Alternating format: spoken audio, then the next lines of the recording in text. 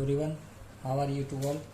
I, Professor Prashant Bua, Dr. Subhash Technical Campus, Junagadh, welcomes to you my YouTube channel, Learning of Civil Engineering Subjects. So, we are on a lecture series of Design of Reinforced Concrete Structure, 7th Sem Civil Engineering. So, in previous lectures, we will start the new module of G+3 building design. In that we carried out one data of G+3 buildings and also discuss with the plan of this G+3 building how many numbers of column, beam and slab types is given to you, and we will start design of one-way continuous slab as per the previous lecture is concerned. So today we will continue to complete our design step of one-way continuous step. Before that, I quickly revise our plan and step of one-way continuous slab that should be carried out in previous lecture. So this is our building plan. On that we will start at this one-way continuous slab S1, and later on we start S2 and S3. So right now we have started this S1 one-way continuous slab. For that we first step of this one-way continuous slab, we find out the effective depth of slab with the codal provision of IS 456, and we found out effective depth is 90 and overall depth is 115. In very next step we find out the effective span according to IS 456, and we decide the effective span LE 2860 mm. And last step of the previous lectures is load calculation. So first we evaluate the dead load, and finally our factor dead load is 5.81, and then we calculating the live load. So finally our factored live load is 6. So now we considering or finding out the bending moment coefficient. So for that I will discuss in previous lecture. We have used a table number 21 is nothing but the bending moment coefficient for this joint. So for that I will draw one figure so you can visualize the one-way continuous slab. This is our first A point, this is B point, this is considering C, D, E, and it should be a continuous slab. So for that we already find out this UDL on this continuous slab. This is nothing but effective span. So each effective span already we calculate 2860 mm. It means 2.86 mm each. These all are the each effective span of this figure are same. So LE is 2.86 meter each. Now we already calculating the dead load and live load intensity. So dead load we found 5.81 kilonewton per meter, and live load we found 6 kilonewton per meter. So now we need this coefficient A to B center. I will note at F. This one is noted G, H and I. So now as per the tendency of any particular slab, it should be behave like a beam. So you already studied the behavior of beam and what should be the deflection shape of beam. So if I concern about this deflection shape of slab, so it should be like that.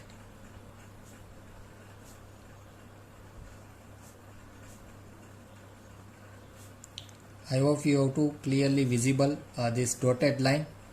So at mid span our deflected is positive, and at the corner of our slab our deflection shape is negative. It means we should provide the positive still at a mid span and provide the negative still in a corner. So for that we require the bending moment particular this joint. Then and then we can able to finding out that still. So now what we do? So as per the table number 21, you can see this is the page number 36 in IS 456. So one table is given. In that the bending moment coefficient and shear force coefficient are given. But right now we required only the bending moment coefficient. So if you have to open this table and draw one table to finding out this coefficient A, F, B, G, C, H, D, I and E. So our slab is continuous. You can see in this plan also. Again I refer this plan. This is our plan. So this is our point A, B, C, D, E, and later on it should be continuous. And this one is our mid span, E, G, H, I. So likewise I draw the figure so you can visualize how we calculate this bending moment coefficient according to table number 1. Now there are the two coefficient in this table, bending moment and shear force. And also there are the two components for the dead load and live load, or instead of live load I think they have written that imposed load. So both are the same. Now this is the first we start this first condition, middle one. So at nearer to the end span, so this is our end span. So here if you open this table 21, so they have write down nearer to the end span our coefficient is plus 1 by 12, and for live load below that the live load component is given is 1 by 10. So now this is the end of span, end span. Now this is our first point. So generally it should be half of this span, because point A there are no continuity. So this is the end span discontinuous joint. So it generally take up this half. So and get minus 1. So 1 by 2 12. So 1 by 24 is their half, and 1 by 12 is 1 by 20. These 2 points are not given in this table. So just you have to get the half value of minus, because this deflected shape is minus. So that's why. Now B. So next to the end support, if you have to write down this table, they are mentioned that next to the end support. So A, B, C, D, E is our end support, and F, G, H, I is our span. So next to the end support our coefficient is minus 1 by 10 and live load minus 1 by 9. Now we go forward the span. So here we can nearer to the middle span. So our coefficient for middle span is given 1 by 16 and live load is given 1 by 12. So you can notice that automatically our span moment, our coefficient is positive and our support moment is negative. So already we maintain this shape. Now C. So C is a same of F. C is the same of our case next support. So you can find out the middle support. So for middle support our C value is given 1 by 12 and 1 by 9. Now H is nothing but next to the end span of middle. So it should be similar as a G और H दोनों same आएगा. तो G का coefficient हमने find किया है, same यहाँ पे लिखना है 1 by 16 1 by 12. Now D is a similar to the B. D is a similar to the B. So already B का हमने फाइंड किया है minus 1 by 10 minus 1 by 9. I is a similar of this G and H. So G, H and I are same. So it should be taken as plus 1 by 16 plus 1 by 12. And E is a same as a similar of B and C. So minus 1 by 12 and minus 1 by 9. So these are our coefficient of bending moment. Now according to this coefficient we find out the bending moment at support and span. So after completing this table, what you done? First you have to finding out bending moment at F. Now how can find out? First we find out bending moment at F, because at A will not provide the any steel because this is the fixed joint. So now bending moment for DL, because dead load और live load दोनों का coefficient अलग है. सो यहाँ पे हमको moment भी dead load और लाइव लोड के हिसाब से अलग फाइंड करनी है. तो MDL फॉर F का कोएफिशिएंट क्या है 1/12, उससे हम मल्टीप्लाई कर दे हमारा dead load 1/12 W into L square. तो L हमारा क्या है 2.86 का स्क्वायर और W हमारा क्या है लोड 5.81 अगर हम डेड लोड लेते हैं. तो हमारा इक्वेशन क्या रहेगा coefficient multiply by W into L square. अगर आप टेबल देखोगे 21 तो उसके नीचे भी नोट दी गई है.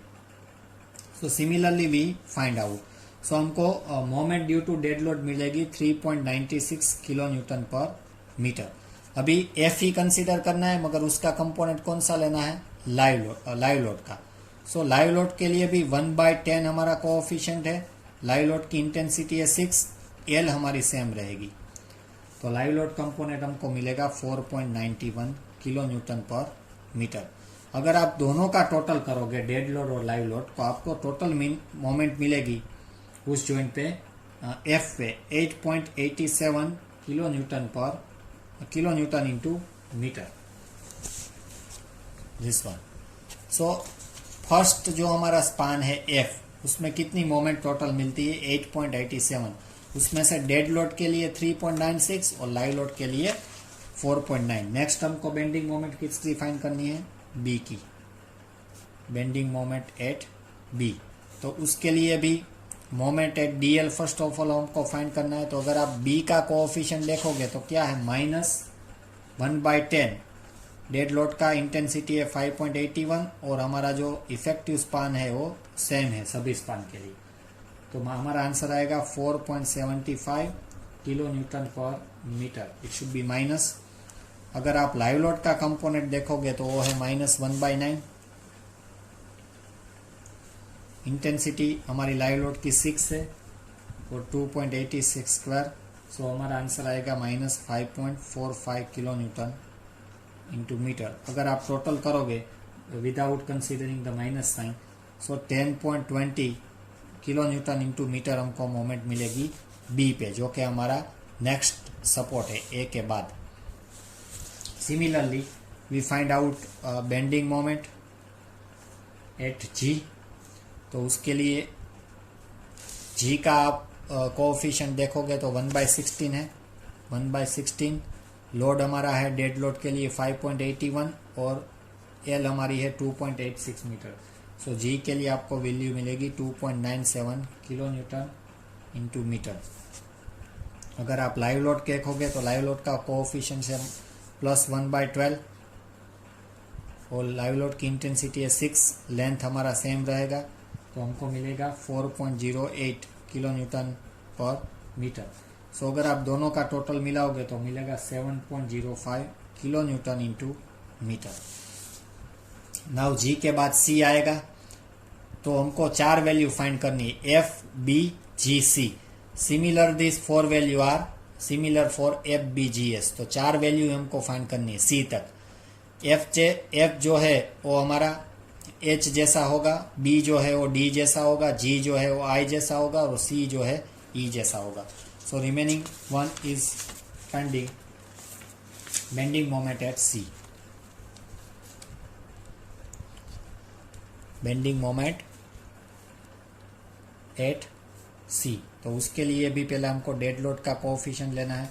तो सी का आप कोएफिशिएंट देखोगे -1/12 डेड लोड के लिए। डेड लोड की इंटेंसिटी है 5.81, लेंथ हमारी सेम है, तो हमको मिलेगा -3.96 kilo newton into metre.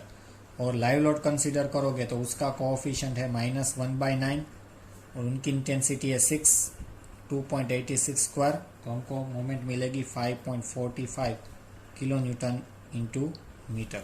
So total आप करोगे तो -9.41 kilo newton into metre bending moment मिलेगी एट सी पे। सो माइनस साइन क्या इंडिकेट करती है, वो वहाँ पे हमको स्टील जो है वो नेगेटिव प्रोवाइड करना है। इट मीन्स टॉप में हमको स्टील प्रोवाइड करना है। जनरली हम बॉटम में स्टील प्रोवाइड करते हैं to resist this bending moment. So that should be the considering of minus sign.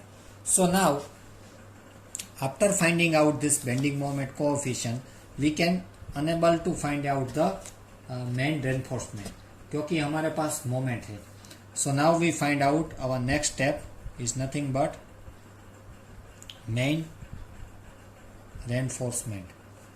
So already आप reinforcement elementary structure design में find किए गए हैं, वही हमको फॉर्मूला यूज करनी है। सबसे पहले हम एफ का फाइंड करेंगे जो कि हमारा पहला स्पान है। उसकी मोमेंट आप कंसीडर करोगे तो एफ यू की मोमेंट हमको मिली थी 8.87 पॉजिटिव। पॉजिटिव इट मीन्स हमारी मोमेंट कैसी है, sagging. Okay, so we know that mu upon BD square. So first of all we find out mu upon BD square. mu हमारा है 8.87 कंसीडरिंग इन न्यूटन, और B है 1 metre की हम strip consider करते हैं स्लैब में, तो 1000 mm रहेगा। D जो कि हमारा आया था 90। mu अपॉन BD स्क्वायर आप फाइंड करोगे तो 1.095 आएगा। Now we required PT, so percentage of steel find करना है, तो वी शुड follow this two case to finding out the percentage of steel. Either we go for SP16 page number 48। अगर आप SP60 ओपन करोगे पेज नंबर 48 तो M20 के लिए Fe415 के लिए आपको mu अपॉन BD स्क्वायर देखना है 1.09। उसके सामने PT कितना आ रहा है, सो PT हमारा आएगा 0.325%।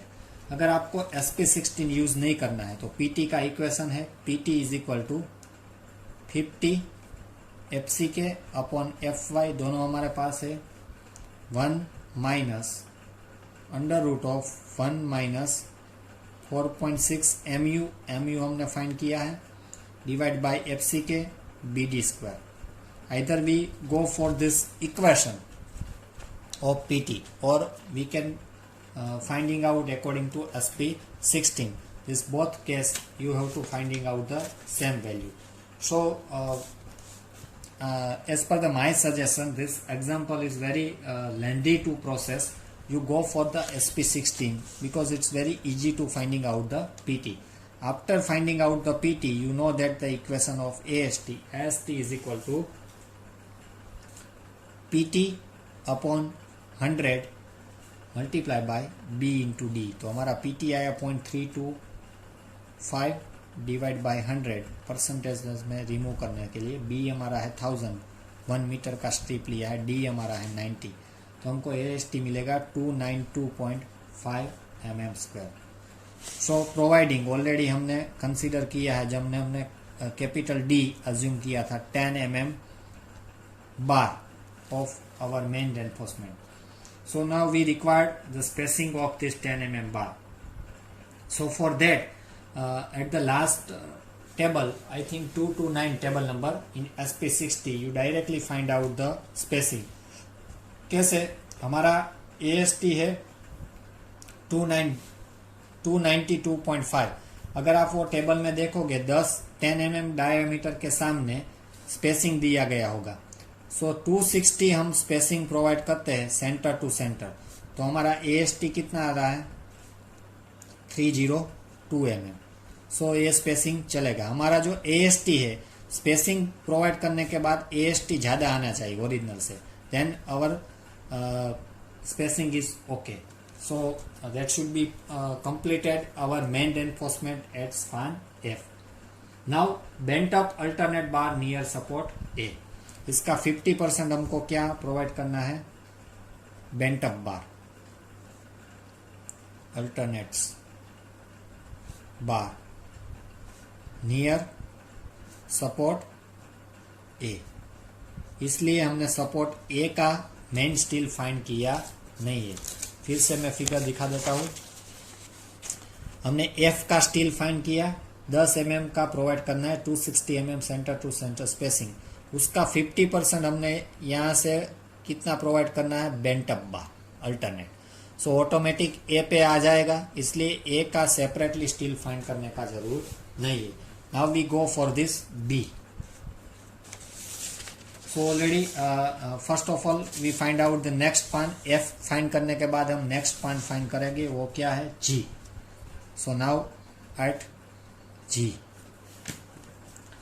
जी स्पान पे आप देखोगे तो हमारी एमयू हमने जो फाइंड की है वो आ रही है 7.05 kilo newton into metre. It means positive है, तो वो भी मोमेंट हमारी किस में है? सैगिंग में. So just find out mu upon B D square. 7.05 into 10⁻⁶. B हमारा है 1 मीटर, सो 1000 हमको लेना है. डी लेना है 90 का square, so 0.87. According to SP60 page number 48 PT हमको मिलेगा 255%. After finding out the PT, we can easily find out the AST with the same equation. PT upon 100 B into D. So PT हमारा है 255 divide by 100 multiply by 1000 multiply by 90. So हमारा AST आएगा 229.50 mm square. Now considering 8 mm or 10 mm, whichever you have to comfortable, either we go for the 10 mm or you go for the 8 mm. So अगर आप 8 mm का provide कर सकते हो तो आपको SP16 में लास्ट जो टेबल है 229, उसमें से आपको स्पेसिंग फाइंड करना है, जो कि हमारा AST से ज़्यादा आना चाहिए. सो जी पे भी हमने स्टील प्रोवाइड कर दिया है 8 mm का. अगर हम प्रोवाइड करते हैं, प्रोवाइडिंग 8 mm डायामीटर, तो हमको स्पेसिंग मिलता है 20 mm सेंटर टू सेंटर, जो कि हमारा न्यू AST अभी ये स्पेसिंग पे आएगा 239 mm square. Now we go forward at B. हमने F और G का स्पान का स्टील फाइंड कर लिया, तो H और I का भी सेम रहेगा, तो सेपरेटली फाइंड करने की जरूरत नहीं है. Now we go for the support moment और support steel at B. So B अगर आप देखोगे तो हमारा MU आ रहा है -10.20 kilo newton into metre. It means हमारी मोमेंट जो के है वो क्या है? होगिंग में है. सो सेम स्टेप हमको फॉलो करना है. MU upon B D square 10.20 into 10⁻⁶ newton into mm में कन्वर्ट कर देता हूँ. बी हमारा 1 मीटर, इट मीन्स 1000. डी है वो 90 है, तो हमारा MU upon B D square आएगा 1.26 according to MU upon B D square. Now we should consider PT according to SP60, तो PT हमारा आएगा 0.38% और AST PT अपॉन 100 divide by B into D, तो हमारा AST मिलेगा 342 mm square. Now this one is a requirement at support B. Support B के B जो हमारा है वहां पे हमको कितनी मोमेंट रजिस्ट करनी है? 10.20 kilo newton per metre hogging moment. तो उसके लिए AST हमको रिक्वायर्ड है 342. मगर आप फिगर ये देखोगे तो F का भी हमने अल्टरनेट बेंट अप प्रोवाइड करता है, तो F का जो स्टील फाइंड किया है उसका 50% यहाँ पे आएगा. सिमिलरली G का भी जो स्टील है वो 50% यहाँ पे B पे आएगा. सो हमको पहले वो कंसीडर करना है. ऑलरेडी हमने AST B पे प्रोवाइड किया है. कितना? So please note it down, this is very important. AST available, already available है कितना, तो के F as a bent up bar 50%, F का हमने 50% बेंट अप प्रोवाइड किया, तो F पे कितना स्टील AST आया 30.2, उसका 50 रहेगा 151 mm²। Same way AST available from the G as a bent up bar 50%, तो G पे भी कितना स्टील आया 239, उसका 50 लेना है तो वो मिलेगा 119.5। ये दोनों का आप टोटल करोगे 151 और 119.5, सो उसका टोटल आएगा 270.5 mm²। उतना स्टील ऑलरेडी